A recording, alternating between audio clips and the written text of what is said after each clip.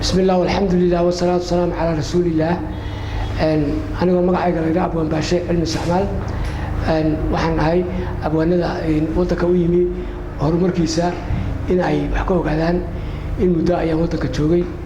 ilaha ugu daran ee aan doonay inaan ka hadlo ama la yaabka badan leh waxa kamid ah garsoorka iyo maxkamadda waxa ka jira dhibaatooyin aad u badan oo ummadda ku tacadiyaya waana arin aad aan marnaba laga maarmaanay in laga hadlo waayo arrimaha dhibaatooyinka ugu waaweyn ee ummadda haysta ama bulshada saameeya haddii laga hadli waayo waxa iman doona dhibaato hadhowto ay dulmiga ka soo baxay in dadka wada gaadho arintaasi waa arin in muddo ah wadanka aan joogay aan arintaas ku dhex jiray oo aniga laftaydu aan arrimo aan u yeeshay awgeed sida la ajeed waxaan arkay garsoorka iyo cadaaladdu inay laga maarmaan tahay in wax laga yiraahdo oo laga hadlo dulmiga ka taagan marka waxaan go'aansaday inaan dadka aan madaxda u soo jeediyay iyo dawladda iyo maamulkaba garsoorka iyo cadaaladda in wax laga qabto waxaan ka sameeyay program taxana oo aan soo deyn doono oo media-da ku maqli doontaan waxa kamid ah halkan aynu imka ku diyaar gareynay gabay la yiraahdo goobjoog waxaan markii aan sameeyay waxaan u qaybiyay garsoorka xeer ilaalinta iyo looyarada sababtuna waxay ahayd ugumaan tala gelin daxeed aan ka fidiye waxaan ugu tala galay inay dadka sida ay ula dhaqmayaan wax ka bedelaan arrin aad u xanuun badan ayay ahayd waayo waa mid dad masaakiin oo fara badan lagu tacadiyay taasi waxa laga maarmaan noqotay markii aan u qaybiyay ayaga una sheegay inaanay arrimaha garsoorku in wax laga qabto ay tahay waxna aan ka qoray suugaana aan ku cabiray ayaga ayaan u qaybiyay marka hadda waxaan soo gudbin doonaa tix kamida tixii programka aan ugu tala galay ee taxanaha ah ee iman doona haddii ilaahay yiraahdo tixda waxa la yiraahdaa goobjoog aan inoo soo gudbiyo gardariyo xumaan baan u ahay anigu goobjooge gafka iyo waxyeelada hadduu gubayo maankayga waxaa jira daraan goosan karin gabayna sheegayni guulwada hadday tahay tanyaro way galladaysaa guddida iyo xeerbeegtidaan cabasho gaadhsiiyey ayaan aniga gow iga sii naqayn kartaydiina kol unbaaba lagu ciirsadaa gacal la moodaaye garyaqaankii aad diratay ee giniga aad siisay ayaa gurubsi laaluush ku jira labadii geesood sirta adiga kuu gaara buu kaa gudbinayaa xageebaa gabood laga dhigtaa gacal islaameeda gobolka iyo madaxtooyadii gudaha laydiid xildhibaano gaadh meersayoo looma soo galo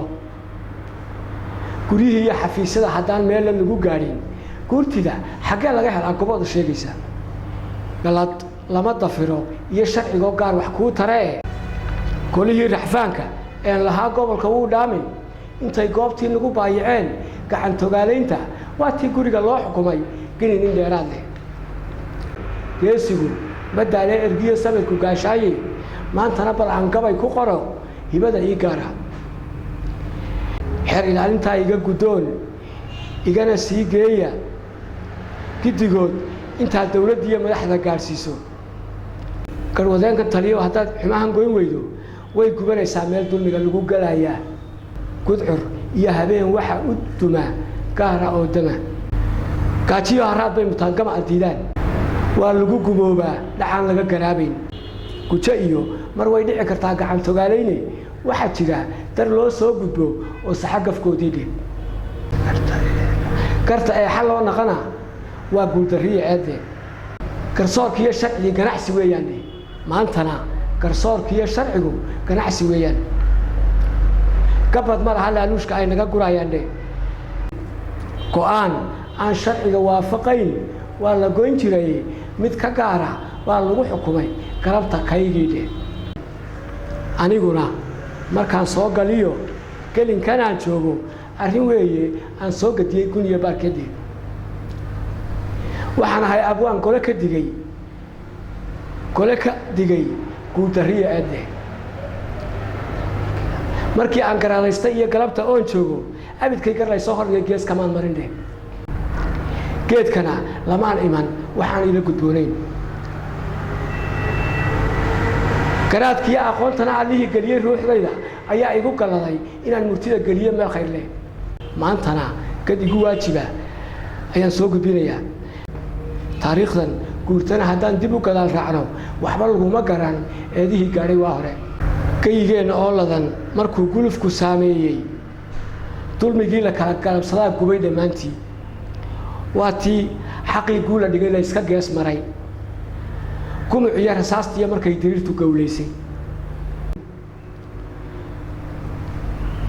gurmadkiyo markuu weeraradu gees kasta isdhaafay ee reerba reer kala galee la isu gacan qaaday ee dhiiggu sida daadka galay ciidda gebigeeda gunaadkiyo markuu eelka hadhay gooyey naxariista waa kii raxmaadkiina guray guul la siin jiray gargaarkiiyo markii samafalkii la isu geli waayey waa kii raxmaadkiina go-ay guul la siin jiray webiyaduna waa tay gureen gaaxna laga waa webiyaduna waa tay gureen gaaxna laga waa babayga iyo waa tay go-een gacmadii muusku giddigoodba xoolaha markaan dhaqashadii goynay giddigoodba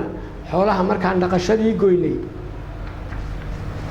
garowgiiyo sarreenkii markii xididka loo gooyey ee aan gacmaha horsannay gaajadii timiye waataan qaxoontiga galleelayna gaasiree gunimo iyo eedii wixii jabina soo gaadhay waataan qaxoontiga galleelayna gaasiray waa kii gumaystuhuna yimi guuray waa horee weli gaal madow baa fadhiya gobolladeenniiye waa taa gantaaluhu dadkii gawda ku hayaane ayadoo gaddaa taagan oo girifla luudaysa gacmaha isqabsada oo xaqii garabsa mooyaane garaad ma laha ruuxii dulmiga sii gaboodfalay allah ayoo geyigan waa midaad guul u soo celin maansadaasi waa maansadii goobjoog oo sidii aanu wax u arkaynay aanu ka tirinay waxaanay u baahan tahay ummaddu gurmad ilaha ugu daranna waxa ka mid ah garsoorka iyo maxkamadda waxay u baahan tahay in dhaqso looga bedelo wax haddii laga bedeli waayo waxa weeye ummaddu ma noolaan karto garsoor la'aan laakiin caafimaad la'aan way noolaan kartaa ummaddu waxbarasho la'aan way noolaan kartaa laakiin cadaalad la'aan ma noolaan karto garsoorku wuxuu yahay ilaha muhiimka ah ee nolosha marka waxaanu codsanaynaa oo aanu soo bandhigaynaa oo si kartiyo hufnaan leh aanu u codsanaynaa oo aanu u soo badheeraynaa ilaha ugu daran ee waddanku maanta uu u baaba'ayo waxaa ka mid ah garsoorka iyo maxkamadda dad badan buu saameeyey dulmi aan la gabasho ahayn weeye madaxda u talisa iyo madaxda ka saraysaba waxaan leenahay waxa laga qabto taasi waa nasteexo wasalaamu calaykum waraxmatullaahi wabarakaatu